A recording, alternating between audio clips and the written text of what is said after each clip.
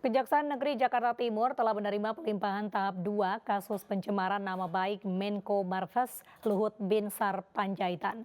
Meski demikian, dua tersangka kasus itu, Haris Azhar dan Fathia Maulidiyanti tidak ditahan dan diperbolehkan pulang.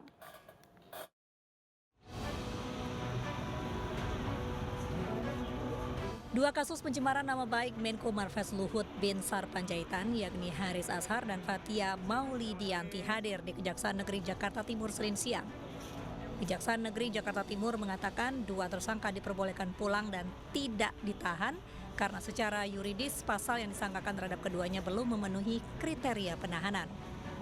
4 pasal yang disangkakan kepada kedua tersangka diantaranya terkait Undang-Undang ITE dan pencemaran nama baik.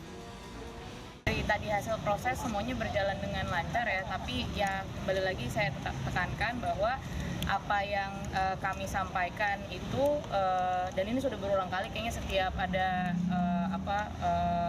sesi di Polda ataupun sekarang sampai ke Kejaksaan, kita selalu mengatakan bahwa yang namanya UU ITE ini memang jadi sarang untuk terus mengkriminalkan suara-suara publik gitu ya, yang dimana tidak terlihat bagaimana manfaatnya dari UU ITE ini sendiri. Jadi dari kasus kami berdua sebetulnya ini hanyalah segelintir dari berbagai macam persoalan dari UU ITE dan juga bagaimana akhirnya masyarakat dibuat takut. Telah dilaksanakan penyerahan tersangka dan barang bukti dari penyidik Polda Metro Jaya terhadap dua orang tersangka, yaitu Saudara Haris Azhar dan Saudari Fathia Maulidiyanti.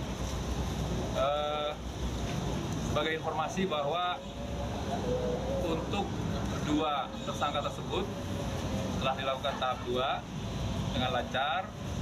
Betul tidak dilakukan penahanan karena secara yuridis atau normatif di dalam KUHP bahwa pasal-pasal yang disangkakan belum memenuhi kriteria untuk dilakukan penahanan. Kejaksaan masih menunggu waktu hingga akhirnya berkas perkara disidangkan di Pengadilan Negeri Jakarta Timur. Haris Azhar dan Fathia Maulidiyanti ditetapkan sebagai tersangka kasus pencemaran nama baik Menko Marves Luhut Binsar Panjaitan.